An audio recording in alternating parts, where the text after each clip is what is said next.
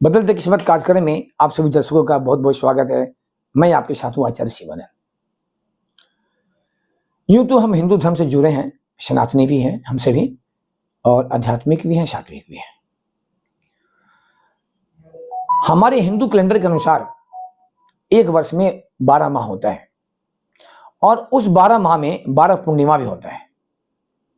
और ये 12 पूर्णिमा में जो सबसे महत्वपूर्ण पूर्णिमा होता है इसे कहते हैं कार्तिक पूर्णिमा। पुरानी मान्यताओं के अनुसार तुलसी देवी का जन्म जो है कार्तिक पूर्णिमा के ही दिन हुआ था। गुरु नानक देव जी का जन्म कार्तिक पूर्णिमा को ही हुआ था। तो हम करते क्या है, एक गंगा स्नान की प्रथा है। अब गंगा स्नान क्यों, तो मैं बता दूं दर्शकों कि आज हमारे भारत देश में या हम पूरे संसार की बात करते हैं तो हर जगह मंदिर, मस्जिद, गुरुद्वारा सभी भरे पड़े हैं। शायद हमने कभी नहीं सुना, आपने नहीं सुना होगा कि कहीं किसी देवी देवता ने कहा हो कि बच्चे खुश रहो। हम जाते क्या है, भावना से, श्रद्धा से, क्योंकि भावना में भगवान है। भावना से तो भगवान की प्राप्ति होती है ना।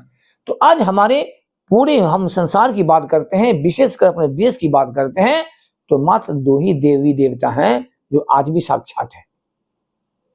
वो साक्षात में क्या है, सूर्य देवता, जिसके लिए छठ मैया का व्रत किया जाता है।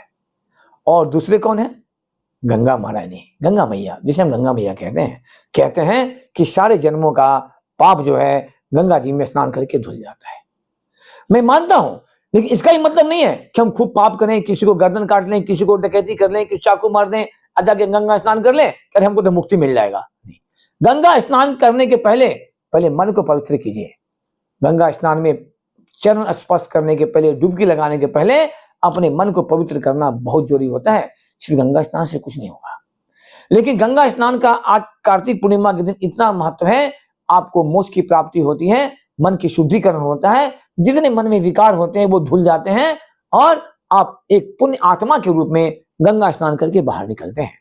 आपने देखा होगा, हम जब कभी किसी का मंजिल जाते हैं, मंजिल कहते हैं ना, स्वर्ग धाम जाते हैं, कोई मरते हैं तो जाते हैं वहां, तो वहां पे लगता है ना, कुछ देर के लिए सोचते हैं, हम क्या सोचते हैं, क्या दुनिया है, सारा खेल नहीं खत्म हो गया। लेकिन क्या होता है, फिर घर आते हैं, फिर वही शुरू हाय हाय शुरू हो जाता है, उसको लूटो, उसको ठगो, उसको करो, कैसे कौन करोड़पति बन जाए। तो ये सारी बातों को यदि हम ऐसे सोचते रहेंगे ना, फिर गंगा स्नान करने से कोई लाभ नहीं मिलेगा। मेरा अपना सोच है, गंगा स्नान तो आवश्यक है, नो डाउट, आपके मन की शुद्धि बहुत आवश्यक है। साथ साथ यदि आप में समर्थवान है तो आप अपने से नीचे गरीबों को मदद करने का प्रयास करें। इससे बड़ा गंगा स्नान कोई नहीं हो सकता, मेरा यही अपना मान्यता है।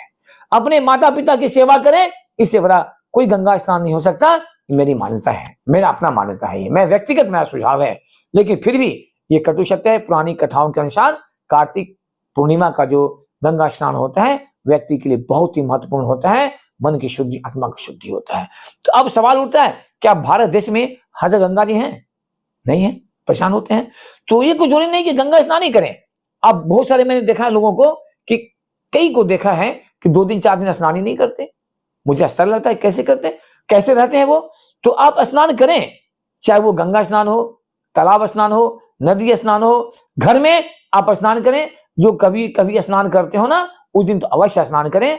और आप कोशिश करें, हम कोशिश करें कि कार्तिक पूर्णिमा को 365 दिन में एक दिन आप समय निकालिए और गंगा महारानी का दर्शन भी कीजिए, और गंगा महारानी में कम से कम आप 5 डुबकी भी लगाइए। आपके जीवन में बहुत ही लाभ मिलेगा। और ये बहुत ही महत्वपूर्ण मास होता है, कार्तिक मास का जो मास होता है। और इस कार्तिक मास में मैंने देखा है, हमारे खास करके बिहार साइड में जहाँ गंगा जी होते हैं ना, तो मैंने देखा है कि लोग दूर दूर से, दराज दराज से, विदेशों से भी लोग आते हैं और एक माह वहां कैंप करते हैं, तंबू लगा के, कपड़े का घर लगा करके एक माह वहां रहते हैं, वहां भोजन करते हैं, रोज स्नान करते हैं और कार्तिक मास को स्नान करके फिर वो वापस जाते हैं। ये बहुत ही महत्वपूर्ण है। इसलिए हम सभी दर्शकों से निवेदन करेंगे कि आप इसका आनंद लें और अपने जीवन को सफल बनाएं। इन्हीं शब्दों के साथ आज आप सबसे विदा चाहेंगे।